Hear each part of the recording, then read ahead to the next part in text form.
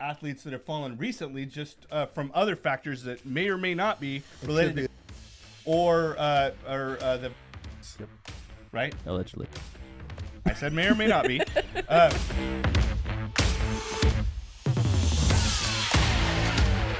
I know I talk to you guys a lot about paying attention. You got to pay attention. There's a lot going on, but if you're not paying attention, you may not even realize it. So today, welcome to Relevant Rants. We're going to chat about the new group of terrorists that are threatening our democracy, the culture of death, intimidation, and drug abuse running rampant throughout the military, and the racist treatment of immigrants as they come into our country. I'm Mike Harvey here with Tom Touchstone and Alex Howe. Welcome to Relevant Rants. Glad to have you. Well, you know, Mike, I don't see how people can't pay attention because it's not even being slid of a sleight of hands. Yeah. It's just right in front of us. Mm-hmm. You know, we live in California. I don't know where you're watching us at, but we heard last week at the beginning of the week that fossil fuel cars will not be sold new in California in 2035. So if you haven't been keeping an eye on our weather, we are, because it's going to be 111 on Sunday. And my daughter, Taylor, who's a consultant for us on our shows, called me, and it's going to be 98 in Irvine. She doesn't have air conditioning. So, you know, I mean, it's pretty serious out here. So then we got a little blurb from the power company that says owners of electric vehicles should not charge their cars. And we're like, what?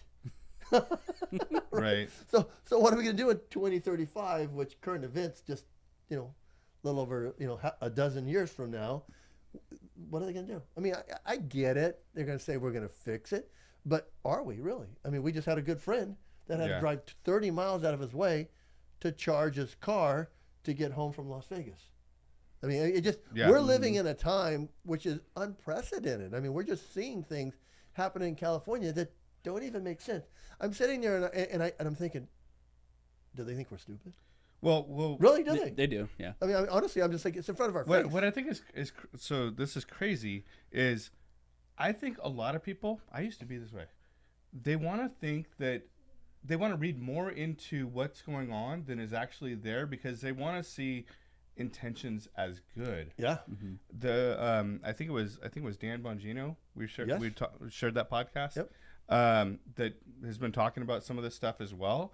But he made a point to say these people are exactly who you think they are. Yes, they are. Well, it's only I was getting my annual physical in Cedars this week, and my phlebologist asked me if I was a Republican, and I go, well, I love our faith, family, and freedom mantra here with a 511 Media Group, and I told him, I go, I don't know if I can go by that flag because I tell you what I am. I'm for the Republic. I'm for the Constitution. I'm for people's rights, and I'm a conservative. So wherever you want to lump me, and we started talking about the green California. We just started and had a great logical conversation. You know, he's in Beverly Hills. I go to Cedar Sinai.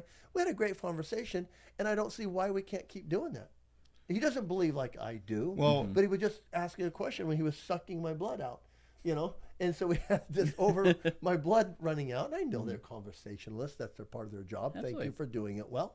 But I'm just saying, we had a great conversation over there. Yeah. It didn't bring any heated moments because he had a needle in my arm. You know, and we just had a great conversation, and it continued on after he finished drawing my blood. And we only get to see each other once a year, but we have a great conversation like that. Why can't we have more conversations? Why do people? And kind of going on that, I was listening to a Michael Knowles last night. Love Michael. He works for the Daily Wire, where my daughter's a talent manager. And he was talking about the classical liberals. Even the classical liberals would say, well, Republicans stand for economic growth, religion, and conservative values, right? Well, now we have Joe Biden coming out and first of all making threats against like the people, right? Saying like, oh, well, you're going to need an F-15 to even fight against the government. Like, first of all, like, why are we even talking about that as a thing, right? But that, like, we can go on that for a while. That's not even true because like fighting Afghanistan, there's a bunch of goat herders like held off the U.S. And military for 20 years And Russia. with nothing more than just powder rifles, basically. Yeah, and they held off Russia before us. But he's coming out, and the president of Unity, supposedly, right, is coming out and saying, "Oh, well, the Republicans are basically calling them terrorists. He's calling them semi-fascist terrorists. They're threatening our democracy, saying all sorts of incredible things." Well, he's gonna basically say, "I'm not talking about all Republicans. I'm talking about MAGA Republicans." So basically, No, he's talking about all Republicans. He's just, I know, but I'm saying. oh, that I know what you're saying. Yeah, but they're blanketing all anyone who Right. didn't vote for Biden. And then let's be honest and let's say it. We're all believers in Christ, so we're Christians. They're lumping us in a special group too. Oh, they are. They're saying we're the anti-vaxxers, we're the NRAs, we're the anti-choice. Yes, Yeah. I mean, and it's like, come on, people, let's talk. Well, We're not that way. It's crazy how much, and I don't know if you've been seeing this, and this, like, Alex, you kind of pay more attention to the entertainment culture and stuff, but have you seen all the stuff that's coming out against the church? There was just a new show, and I'm going to come out probably next week and talk about this.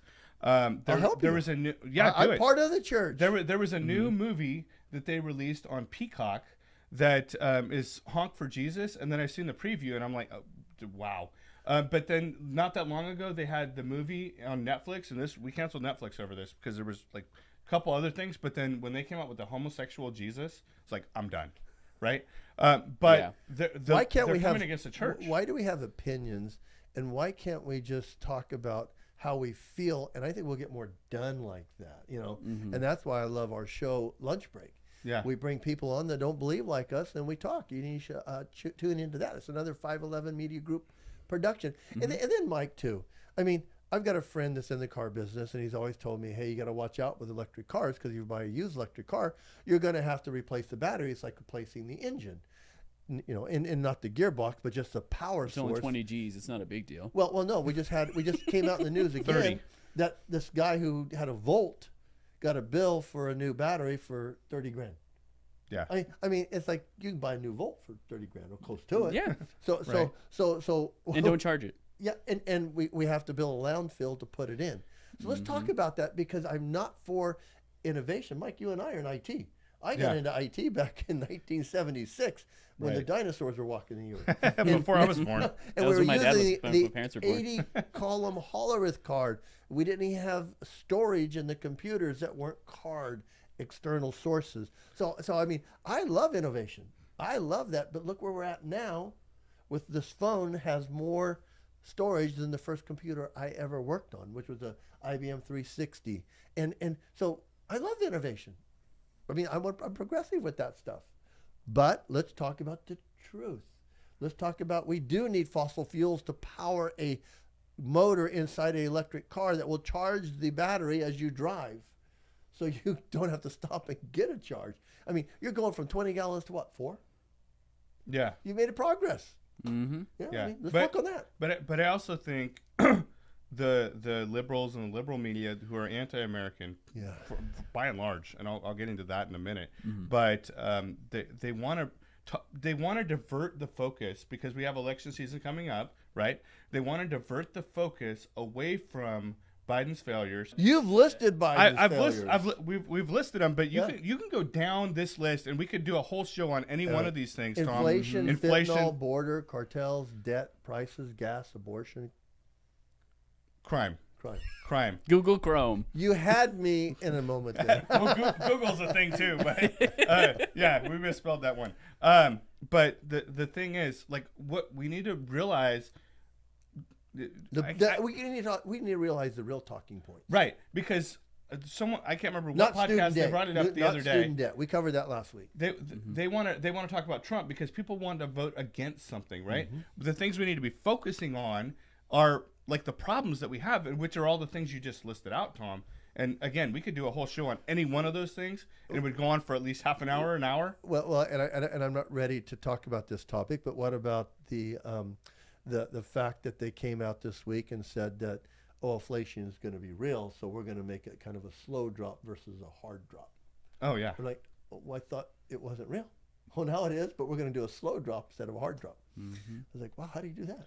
Well, then we're going to get into stagnation, right? Yes. So, but that's a whole other show. It's like over here we're telling you it's not true. And then over here, we're coming back saying, well, yeah, maybe a little true.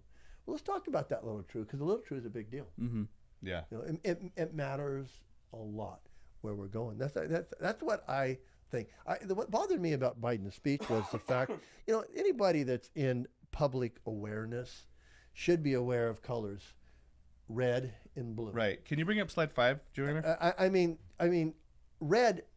I've always learned I don't wear a red shirt into a room that I may get into a conflict in conversation, because red is an aggressive color. So if somebody's looking at me with a red shirt on, hey, let's just go to the bullfighting ring. Well, and the other, Right? What color is that? Exactly. It's red. He attacks red. So you got a background in red.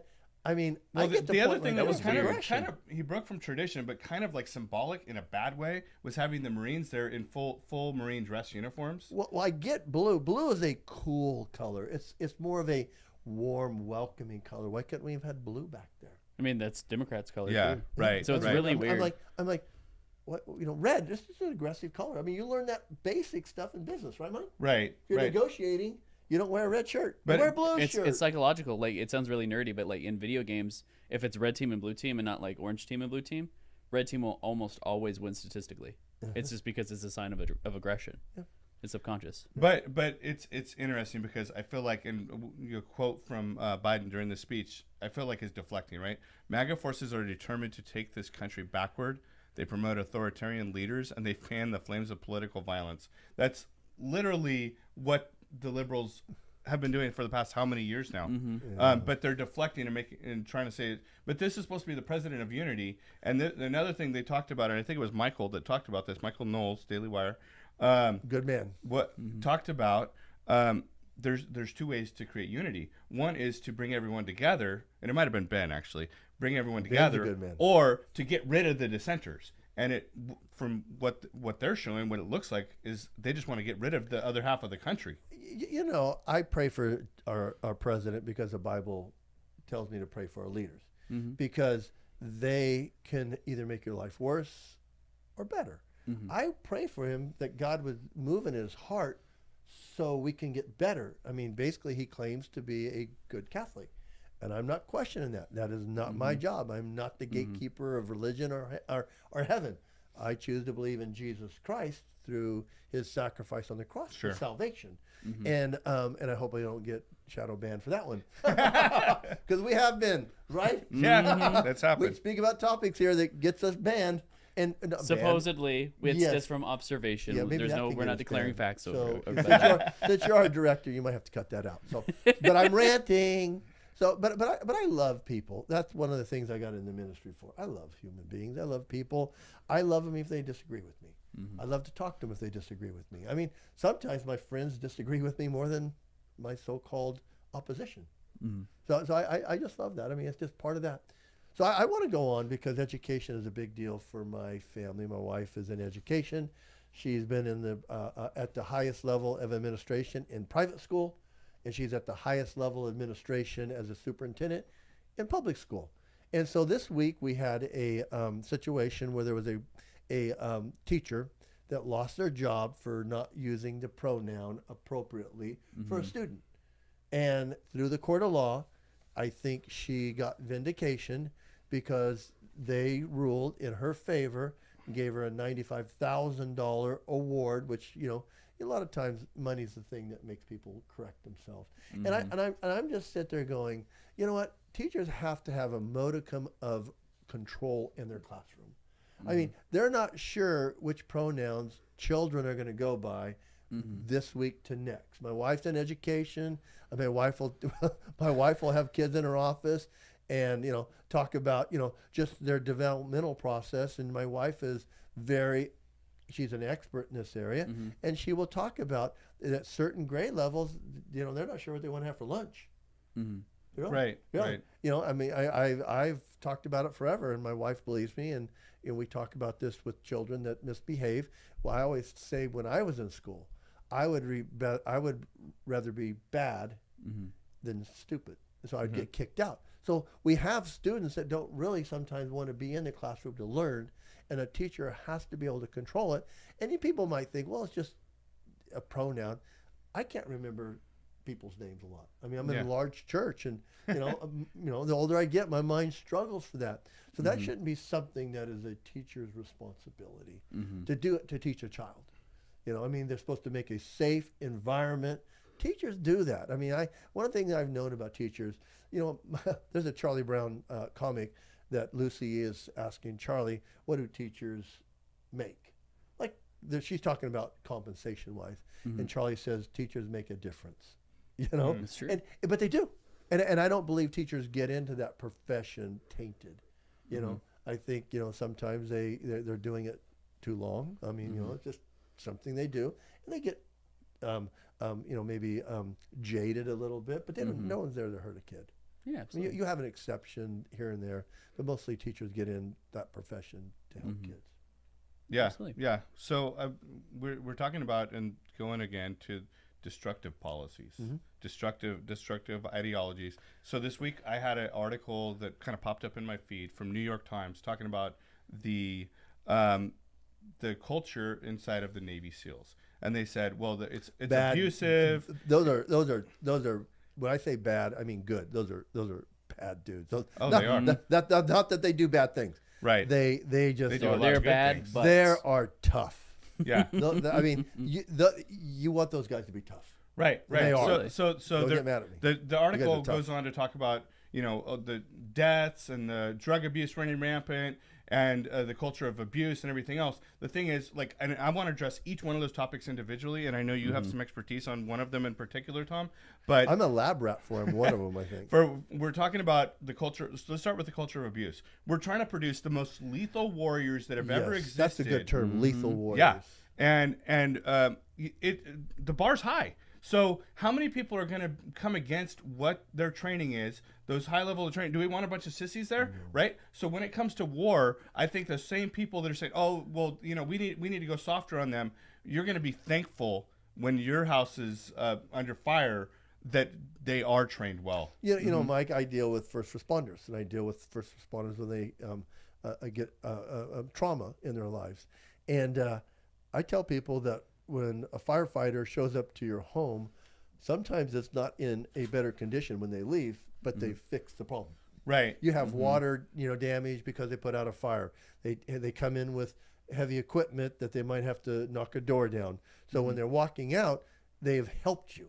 So the same thing with Navy SEALs. Right. They've went over there and they've helped you, and as they've come out, they even deal with a lot of trauma in their lives. Right. So they talk about the deaths, right? And In the training. Yeah, in the training. So Alex, if you could pull up later some stats for me, make sure fact check me. Yeah. But I believe the Navy SEALs were started in the 60s by John F. Kennedy as they came out of the underwater demolition teams.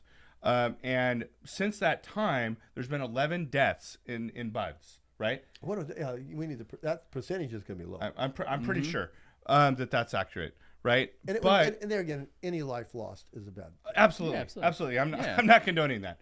How many lives have been lost playing football, playing baseball, playing other sports? Athletes in combat after they already graduated. Or let's not get into this, but athletes that have fallen recently just from other factors that may or may not be related to COVID or the vaccines. Yep.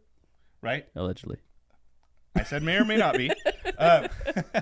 One day we're going to know. 20 years from now. Well, and why do they make us wait for who killed John F. Kennedy?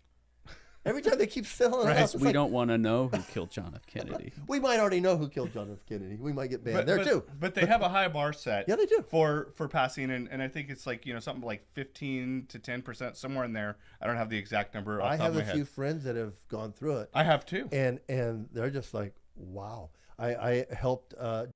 He had to put 40 pounds of muscle on. Yeah. To pass the Ranger training requirements, and he did. Yeah. But he lost 40 pounds of muscle in the midst of the training. Yeah. So I have a workout on my computer that says Ranger training. So they talk about the drug abuse, right? And they're saying, oh, well, there's steroids running rampant and everything else. Tom, these are the same supposed drugs, steroids that I take every single day. SARMs. Well, what they are, right? SARMs. Well, I want to get this right. So if we pull up the definition of SARMs. Yeah, Joanna, that'll be slide like towards the end. Go forward. Well, SARMs is there you go. Selective androgen receptor modulators. That's a big word for me with the lisp. I got that out, right? Yeah. I say it slow. You got it right. But the idea, and this is what the medical terms tell us, they're saying that these SARMs are stimulating specific tissue growth like muscle and bone, while avoiding unwanted side effects in other tissue like liver and skin. SARMs are being evaluated as a clinical treatment for muscle wasting caused by several diseases such as osteoporosis, cancer, heart failure, chronic obstruction, pulmonary disease, end-stage liver disease, end-stage renal disease, and HIV. So these SARMs are meant to let your muscles not waste away. Right. So you get why they're taking them, because they're going to be stronger and this is going to help their muscles grow, like I did with Tom, that's like the Ranger. I took caffeine this morning. Yeah. Right. Caffeine's a PED for me with Bible study. It is. Right. I mean, performance enhancing drug. I mean, caffeine helps me get through my Bible study because I wake up early, I work out, and I go to my Bible study, and so I always tell that it's performance enhancing. Makes me excited, makes me vibrant, makes me awake, makes me alive. But it's not an anabolic. Nope. It's not like they're taking steroids. SARMs aren't anabolic, but they do have a muscle sparing effect. And I think that as bodybuilders, and you're a fitness expert, and we'll handle this on a show called Muscle Matters. Another show that we're dropping, I think, in next week or so for 511 Media Group. I'm plugging that all day. Yeah. Oh yeah. But we're talking about muscles matter because they do matter. So SARMs aren't well accepted into the athletic realm because they do work, but they're supposed to work for muscle wasting diseases. But they aren't going to shorten your life because they're supposed to keep that tissue. But if we're talking about the most lethal warriors that have ever I agree. existed, don't we think that, hey, whatever edge we can give them within the realms of being both legal and safe, especially safe. Sometimes you got to walk the fine line, but working out in the NFL was edgy in the 60s and 70s. Right. I mean, we've that helps people. I mean, they got a picture of Lynn Dawson in the halftime of the first Super Bowl smoking a cigarette. I mean, you're not going to see that in the locker room. Do they want a bunch of fat sissy slobs for Navy just SEALs? send me out there, and they're like, "Rescue me, please!" And I'm like, let me catch my breath real quick," and then I get shot. Well, I've watched the shows, and so I've talked to my friends that are coming out of that, and the one that I trained. This is hard, They talk about some of it. I'm like, oh man, holy smokes, I couldn't do that. Seriously, couldn't do it on my best day, as fit as I was or what strong as I was. There's something in that makeup for those guys that can get them to take out pain. What do they say? The SEALs, I think the SEALs say, or Special Forces say, once you reach the end of your exhaustion, you still have 40% left in your gas tank. And they tap that 40. So there's something. It's a psychological thing, right? There's no regulator. We all have regulators on that 40%. They don't. They're able to tap into it, which is what they need when they're in extreme life-threatening situations. Right. So thank you for your service. So I mentioned this to Nathaniel earlier this week, and he's like, well, that's a clickbait title. I'm like, okay, maybe it is. But this is by a big New York Times brand name, supposed to be authoritative newspaper, obviously very left-leaning and anti-military, anti-America. It's the agenda they're pushing, right? Yeah, maybe it's clickbaity, but it's also like they're trying to make a point. Military bad.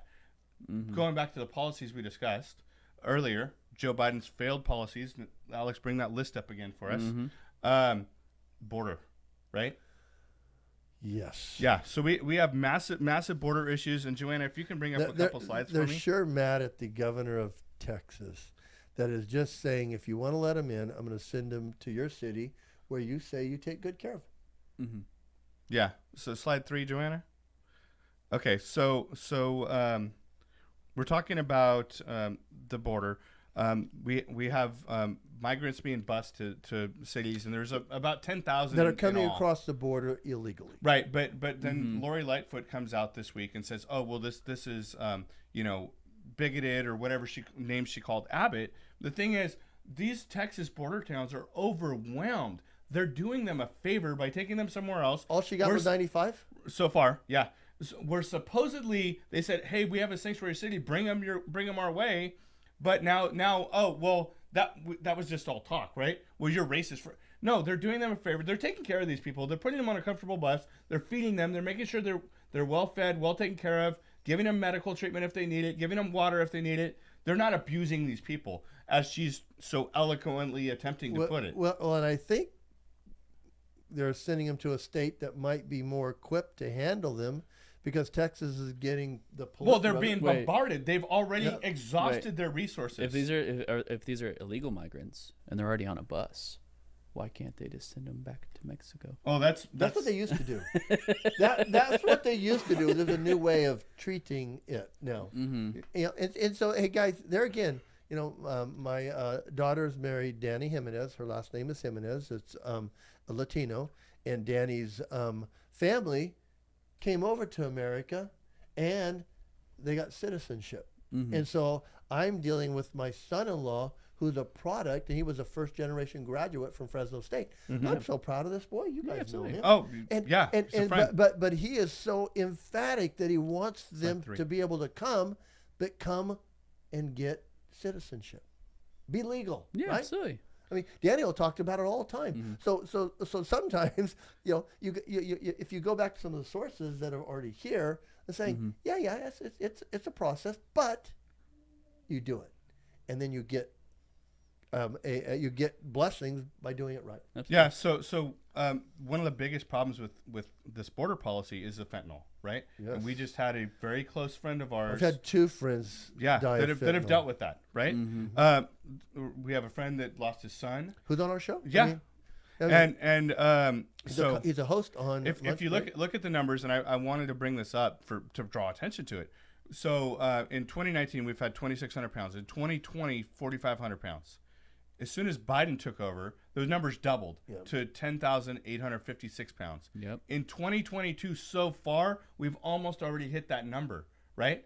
Those are rookie numbers. It's incredible. And they're like, oh, well, we're stopping twice as much. No. You're not stopping any more than you were stopping before. There's just that much more coming across. Well, and we do realize that when the borders have more of a laxed authority, that you're going to get people coming across. We all see it. Right. Bring up number 8, Joanna. I mean, we know that human trafficking is coming across with the illegals and the cartel. We know the fentanyl is coming over, you know, and we live in Bakersfield. I mean, what I've been told by law enforcement is that we're a gateway to Northern California for the fentanyl trafficking. Yeah. So here we have the numbers of the deaths that are ballooning, exploding. Hey, you know me, numbers are hard to. And so they want to make a big deal of 11 people over the past 60 years dying in the military. But hey, let's sweep that under the carpet. Those nearly 75,000 deaths from opioids just in the past between March 2021 and 2022. And by the way, defund the people that would stop the drugs from coming over the border. Right.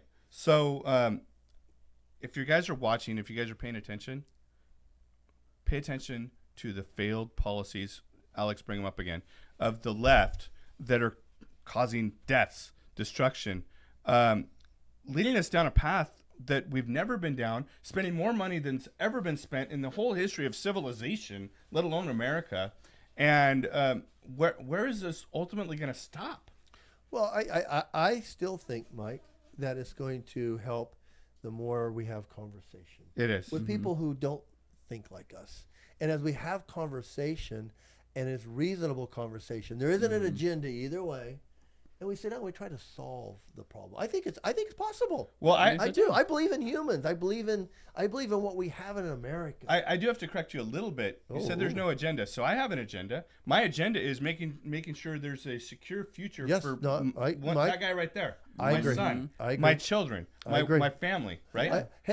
That's my agenda. My agenda isn't left or right. My agenda is a good future for my children. And the left would be like, how dare you? And I believe that we can have it if we have conversation and we have the laws in place. You know, I mean, and we obey the laws that are in place, and we enforce the laws that are in place. Yes, I mean, there again, I used to be the corporate secretary for the Latino Coalition. A lot of people know that.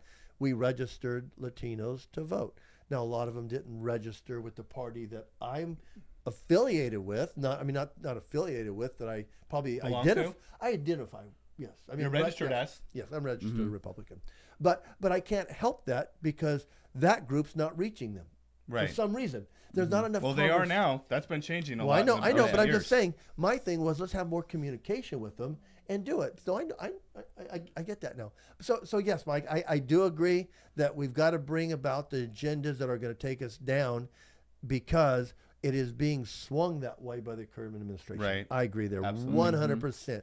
And as we go into another election cycle, I think if people exercise their right to vote legally, that's a huge one, legally, that then we can make a change and a difference. But we can't have an illegal system or illegal things going on behind the scenes of the voting either. I think that has to stop too. Yeah. You Yeah. have to stop Absolutely. that. Because that's our gateway into making corrections.